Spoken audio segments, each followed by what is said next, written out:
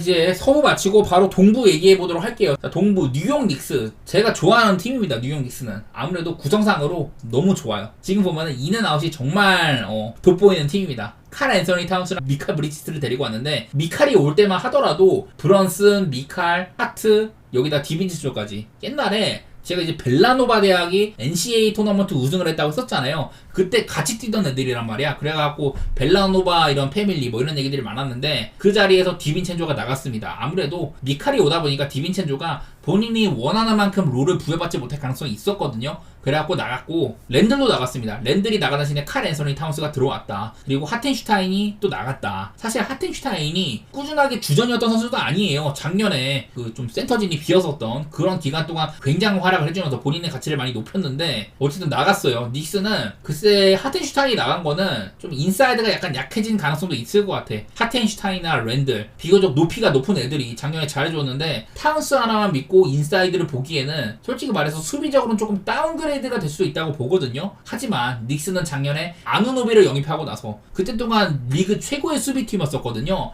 그런 기간들이 쭉쭉 있었는데 아누노비의 부상이 겹치면서 약간 좀 내려오긴 했었다. 하지만 플레이오프에서 아누노비가 없을 때조차 하트가 정말 힘을 많이 내줬었고, 디빈첸스도 충분히 활약을 많이 해줬죠. 그래서 닉스가 정말 강력한 모습을 많이 보여줬었는데, 올 시즌에는 사실 좀 애매해요.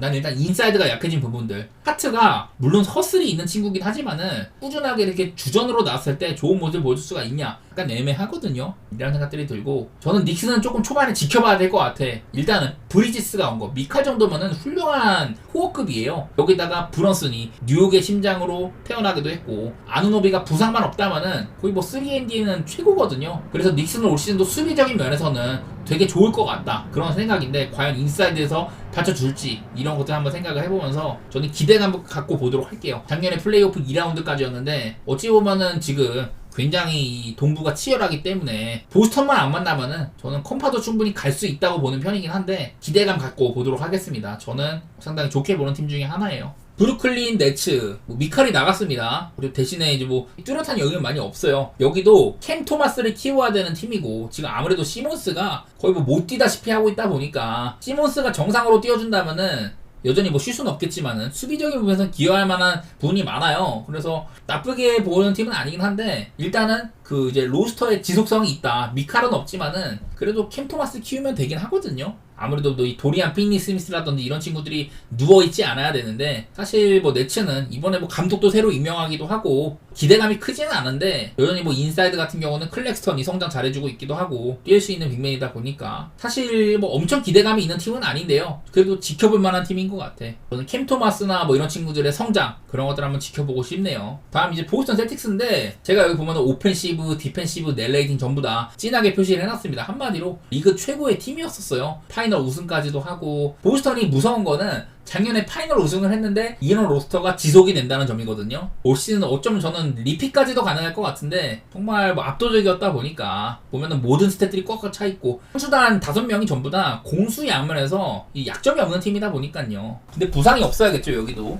작년에도 충분히 막 관리까지 해주면서 여유있게 동부 1위도 하고 파이널까지도 가고 그랬다 보니까 거의 뭐 위기가 없었던 수준이잖아. 보스턴이 제가 생각하기에는 위기가 거의 아예 없는 수준이었었고, 저는 리핏도 못할 건 없다고 봅니다. 그 정도로 동부에서는 최상위권 전력이 아닌가. 보시다시피 스탯 자체가 공수 양면에서 그냥 스틸이 조금 아쉬운 거, 이거 말고는 아쉬운 게 하나도 없는 팀이어서 올 시즌도 저는 기대 많이 하고 있습니다. 다음 필라델피아 세븐티식서스. 이번에 폴 조지를 데리고 와가지고 빅3를 완성을 시켰어요. 원래도 이 닉 널스 감독이 작년에도요 윙 성애자였거든요. 그야말로 윙 자원들을 굉장히 좋아한다. 근데 윙에서 정석이라고 볼 수 있는 폴 조지를 데리고 왔습니다. 물론 폴 조지도 얘도 이제 건강이 문제긴 하거든요. 부상이 너무 많다 보니까. 어쨌든 간에 필라델피아는 이제 우브레 같은 선수들을 정말 그 가격에 쓸 수가 있다는 거, 이게 정말 좀 큰 장점이기도 하고, 여러 가지로 뭐 좋은 선수들이 많습니다. 야부셀레, 이번에 올림픽에서 프랑스 대표팀에서 좋은 활약을 했었던 야부셀레를 데리고 와가지고 여기 역시 4번 자리 같은 곳 이런 데 땜빵을 하기에 충분하고, 케일러 마틴도 마이애미에서 봤지만은 되게 좋은 선수예요. 이런 윙 자원으로서는 기동력도 있고 수비도 잘하고 3점도 꼽고, 굉장히 필라델피아의 로스터는 밸런스도 좋고요. 엔비드 같은 애들, 뭐 MVP 컨텐더죠. 그리고 타이리스 맥시가 지난 시즌에 플레이오프에서도 한 장의 성장된 모습들, 이런 것들을 보여줬는데 구성이 굉장히 좋아. 솔직히 말해서 작년에 이제 엔비드가 이탈해 있는 기간 동안 좀 벌어놓은 것들을 많이 까먹어가지고 그래가지고 동부 7위에 그쳤는데 닉스한테 맡긴 게 아쉽기는 해요. 닉스한테 맡긴 게 사실 너무 센티를 만났다 이런 생각들이 드는데 저는 올 시즌에는 일단은 엔비드가 관리를 받아야 되기는 해요. 그래서 본인은 그 이제 백투백 경기들을 안 뛸 거다. 커리어 내내 백투백 경기 안 뛸 거다. 뭐 이런 얘기까지 하는데 엔비드가 안 뛰는 경기를 보완해줄 수 있는 그런 경기력이 담보가 돼야 될 것 같습니다. 어쨌든 필라델피아는 저는 페넌트스 레이스에서는 82경기를 치르는 이제 리그 페이지에서는 굉장히 강력한 팀으로 생각이 들어요. 물론 엔비드가 계속해서 관리를 받고 이런 것들이 단점이기는 한데 그래도 충분히 기대가 되는 팀이고 폴 조지를 데리고 왔으니까 엔비드가 없는 날에도 충분히 좀 맥시나 폴 조지의 활약들 그리고 기타 선수들의 활약 충분히 터질 공산이 많은 팀이라는 생각이 듭니다. 오히려 작년보다도 구성 자체는 밀릴 게 없다고 보고 저는 올 시즌도 높은 순위 한번 기대해 보도록 하겠습니다. 다음 토론토 랩터스. 이 팀은 대놓고 리빌딩 시즌이라고 선포를 했었어요. 시즌을 앞두고 미디어 데이 같은 데서 그 유지리 단장이라든지 이제 감독이 올 시즌에는 그냥 좀 플레이인 도전, 플레이오프 도전 이런 것들보다는 리빌딩을 하겠다. 아무래도 지금 구성이 작년에 이제 시약함도 버렸고 아누노비도 팔고 이러면서 지금 로스터가 굉장히 크게 바뀌었잖아요. 여전히 스카티 반즈가 중심이 될 거고 바렛이라든지 퀴클리 이런 애들 데리고 오면서 캐네디언 라이너 캐나다 선수들도 많이 데리고 오고 이렇게 변화를 많이 꾀했는데 올 시즌도 뭐 가능성 자체는 보여줄 수가 있겠죠. 젊은 애들도 많고 하다 보니까 그러긴 한데 높은 순위를 장담하기에는 어려움이 있다. 작년이랑 비슷할 것 같기는 해요. 작년에도 좀 홈에서의 강점들 이런 것들은 보이긴 했었는데 공수 양면에서 좀 애매했었다. 이런 팀이에요. 분명 주전들은 괜찮아요. 주전들은 봐줄만한데 그러니까 주전이 뛰는 동안에는 이런 여러 가지 스탯들 같은 것들 그런 것들이 좋게 찍혀. 근데 벤치 구안이 약간 아쉬운 것도 있었고 브루스 브라운 같은 애들 활용을 잘해줄 수 있냐 이런 것들이 조금 문제가 될 텐데 저는 잘해준다면은 뭐 리빌딩 시즌을 선포를 했어도 플레이인 경쟁도 충분히 가능하리라고는 봅니다. 그 정도의 전력은 된다고 보고요. 하지만 플레이오프 진출권 이거는 좀 애매한 것 같긴 하네요. 다음 클리블랜드 캐벌리어스. 작년이랑 뭐 로스터가 거의 차이가 없습니다. 뭐 인앤아웃상으로 큰 차이는 없고 사실 캐벌리어스가 놀라운 점이 작년에 여러 선수들이 좀 빠졌을 때 사실 얘네가 갈란드, 미첼, 모블리 얘네들이 동시에 빠졌던 시기도 있었거든요. 근데 그런 시기에도 뭐 르버트라든지 딘 웨이드, 스탠 메릴 이런 애들이 활약을 해주면서 그 구간까지 굉장히 잘 채웠던 시기가 있었어요. 그래서 꾸준하게 많은 승수를 가져갔다. 동부에서 4위를 무난하게 하기도 했었고 어떻게 보면은 사실 얘네들의 베스트 5 라인업 클리블랜드가 이제 플레이오프에서는 이게 가동이 됐었는데 그래갖고 아마 올랜도를 꺾었었죠. 그래서 베스트 5의 경쟁력이 분명히 있다. 미첼이 플레이오프에서도 잘 보여줬잖아요. 본인이 이제 최고 수준의 슬래셔라는 것들 이런 것들을 보여줬는데 저는 정규 시즌도 괜찮게 치를 것 같기는 해요. 감독도 바뀌었고 이 감독이 워크 에틱을 굉장히 끌어올리는 감독이에요. 갈구는 감독. 비커 스태프 때보다는 주전들의 활용 폭이라든지 그런 것들이 많아질 것 같아. 하지만 여전히 얘네들도 조금 벤치가 아쉽다는 생각이 있긴 하거든요. 작년에 아까 말했다시피 주전 애들이 많이 빠졌을 때 벤치급 자원들이 힘내주긴 했지만은 그것들이 꾸준하게 로스터의 연속성으로 이어갈 수가 있냐? 이어간다면은 뭐 작년처럼 이렇게 동부 4위까지 찍고 그렇게 하겠지만은 저는 운도 조금 따랐다고 생각을 하거든요. 그래서 일단은 건강이 가장 중요하고 아무래도 구성상으로 갈란드가 좀 애매한 자원이야 이 팀에서는. 물론 이제 인사이드의 모블리나 알렌 같은 애들 가치는 계속해서 높아지고 있긴 한데 모블리도 조금 더 수비적으로 보여줄 필요가 있는 것 같아. 기대감보다는 작년에 조금 애매했거든요. 수비적으로 확실한 카드라는 걸 보여줘야 될 것 같고 미첼도 정규 시즌의 성적 같은 것들 조금 더 뽑아줄 필요가 있는 것 같고요. 여전히 저는 갈란드의 존재 때문에 약간 애매하다 이런 생각들이 들긴 하는데 성적은 애매해. 왜냐면은 필라델피아도 작년보다 올라갈 거고 올랜도도 충분히 경쟁력 있는 모습 많이 보여줬었고 작년보다 분명히 올라올 팀들이 많아가지고 클리블랜드가 4위권까지는 저는 애매해 보이긴 합니다. 그래서 우리가 4위에 위치해 있을 만한 팀이다 이런 것들을 보여줄 필요가 있을 것 같아요. 저는 작년보다는 조금 더 낮은 순위에 있을 가능성이 있다. 그 정도는 생각해 보도록 하겠습니다. 디트로이트 작년에 그야말로 최악의 팀이었었죠. 막 28연패인가? 27연패인가? 그런 기록도 세우기도 하고 뭐 그런 팀이었었는데 올 시즌에 이제 비커 스태프가 감독으로 왔어요. 사실 뭐 탱킹 전문 감독이라고 하는데 물론 이제 커닝햄 같은 애들 이런 코어들은 괜찮아. 커닝햄도 있고 뭐 듀렌도 있고 괜찮은데 현대적인 농구랑은 약간 차이가 있습니다. 듀렌도 외곽이 없는 센터다 보니까 일단 코트가 좀 좁아지죠. 그리고 아웃사이더 탐슨 분명히 뭐 스틸도 잘하고 오펜시브 리바운드 잘하고 뭐 그런 친구인데 다재다능한데 슛이 없다는 거. 외곽이 너무나도 약하죠. 그러다 보니까 아무래도 이제 디트로이트는 그 이제 2, 3번 자리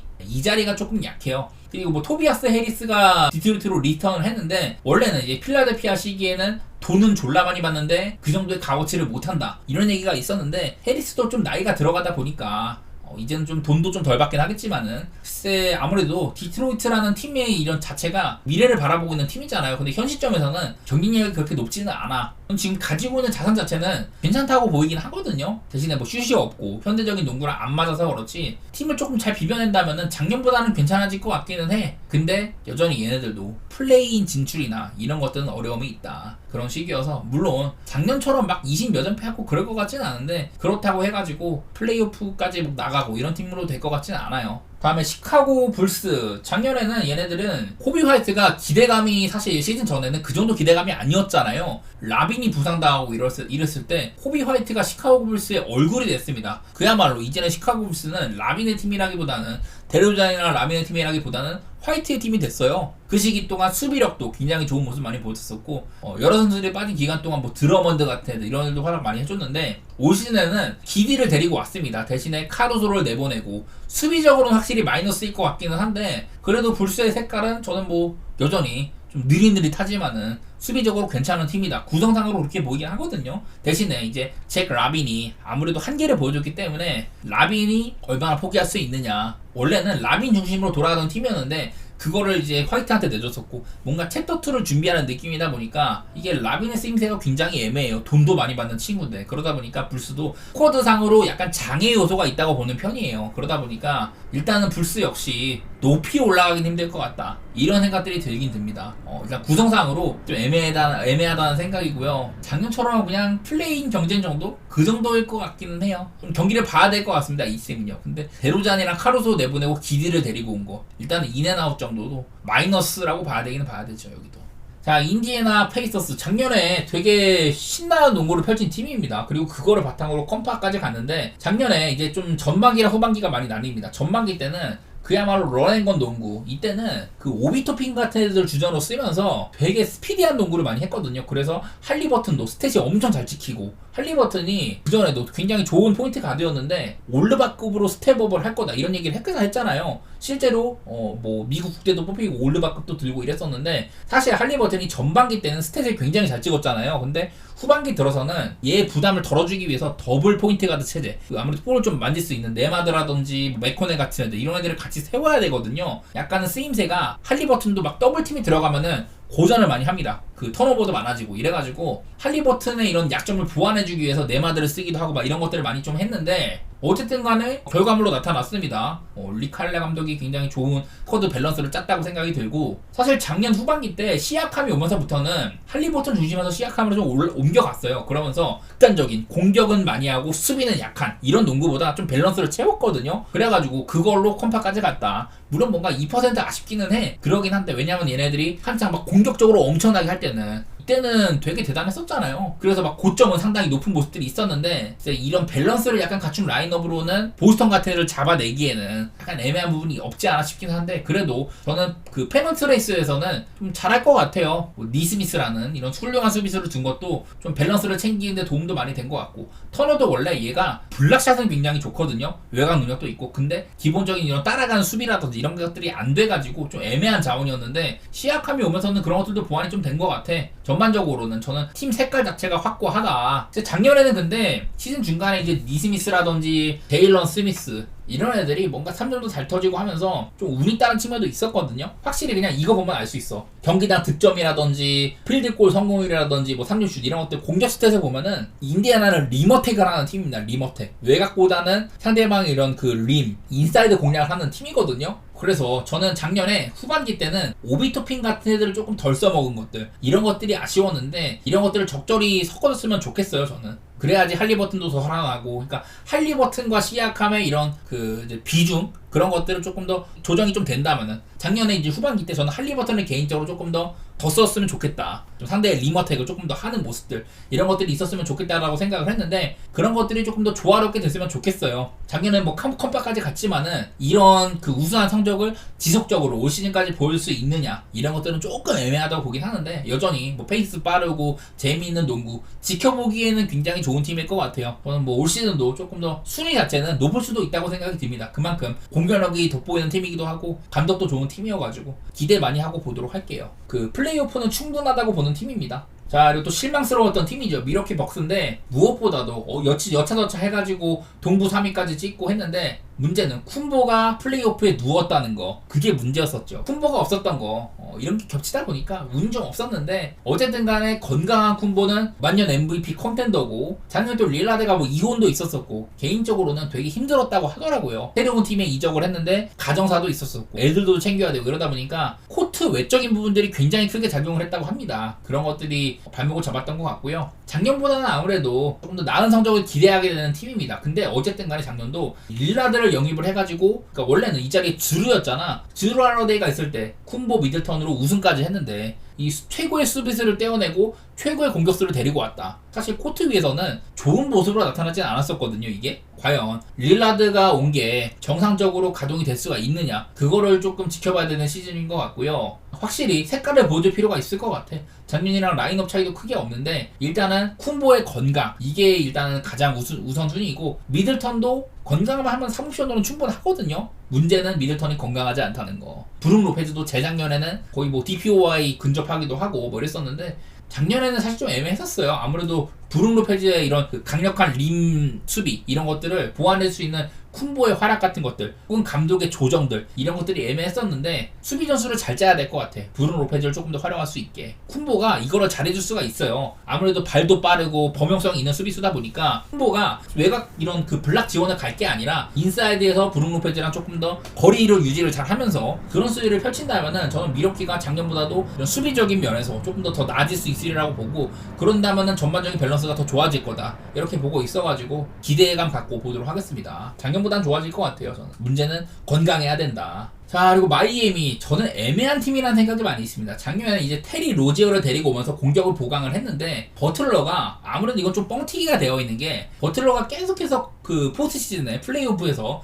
좋은 모습을 보여줘가지고 마이애미에 대한 눈높이가 너무 올라갔어. 근데 실상 마이애미의 로스터를 보면은 물론 뭐 아데바요 있고 히로 같은 이런 공격력 있는 애들도 있고 버틀러도 있고 이러면서 분명 로스터 자체가 뭔가 조금 올려쳐져 있습니다. 제가 봤을 때는 작년에 마이애미의 모습이 현재 이 스쿼드로는 거기까지라고 생각이 들거든요. 나는 거둔 게 많다 보니까 파이널까지 가고 이래가지고 마이애미에 대한 눈높이가 너무 높아. 분명 정규 시즌 중반에도 버틀러 빠지고 이럴 때 히로 없고 이럴 때 수비적인 면으로 보완을 많이 했던 경우도 있었거든요. 기본적으로 페이스도 느리고 수비 늠농구 하려고 하고 이런 팀인데, 근데 그런 팀이 더 높이 올라가려면 분명히 결정지을 수 있는 선수가 있어야 되는데 버틀러 하나로는 모자랍니다. 그리고 히로나 로지어도 확실히 이 팀의 1옵션, 2옵션 막 이 정도로 불리기에는 좀 어려워요. 분명히 뭐 하케즈 같은 이런 밸런스 좋은 친구들 잘 데리고 오고 그러긴 했는데 저는 전반적으로 마이애미 로스터는요 작년 수준이라고 봐요. 작년에 동부 8위에다가 플레이오프 1라운드 갔다고 하는데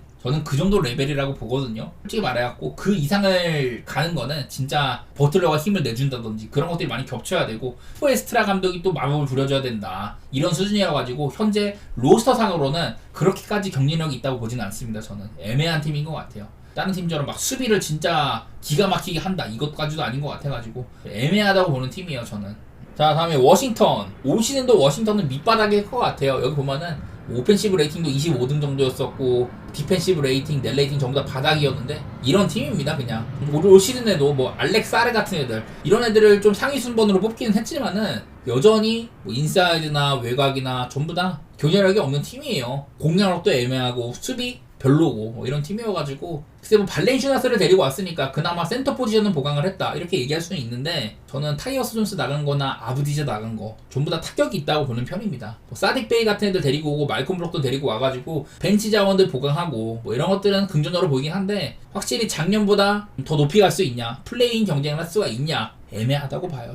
저는 내년에도 워싱턴은 탱킹을 할 가능성이 높다 그렇게 보고 있습니다. 자, 뭐 샬럿도 비슷하죠. 샬럿도 작년에 동부 13이다 이렇게 찍혀는 있는데 아무래도 구성상으로 일단 라멜로 볼이 너무 누워있었죠. 라멜로 볼이 정상적으로 뛸 때는 사실 샬럿도 경쟁력이 조금 있었거든요. 브랜든 밀러도 생각보다 잘해줬었고 그리고 이제 좀 얘기가 많았었던 브리지스 같은 애들도 나와보니까 그래도 코트 위에 있을 때는 낙배드였다 이런 것들도 있었고 샬럿이 생각보다 막 괜찮았는데 라멜로 볼이 누운 이후로는 거의 뭐 리그 최악의 팀이었었다. 중간에 뭐 미치치 데리고 오고 이러면서 조금 낮을 때도 있었는데 아무래도 인사이드도 마크 윌리엄스 분명히 싱싱한 빅맨이고 좋은데 작년에 부상이 너무 많았었죠. 대신에 뛰었던 닉 리차즈, 샬럿 정도의 팀에서 선발로 뛰기에는 충분하지만은 다른 팀에 있었으면 주전할 수가 없는 센터다. 이런 것들도 그렇고 올 시즌에는 일단은 라멜로 볼이 건강하게 뛰어준다면은 발목 문제가 없다면은 작년보다는 나을 것 같아요. 근데 그렇다고 해가지고 얘네들이 뭐 플레이오프 경쟁권 잘해봤자 저는 플레이인 경쟁권 수준이라고 하고 건강한 게 여기도 우선입니다. 건강한 게.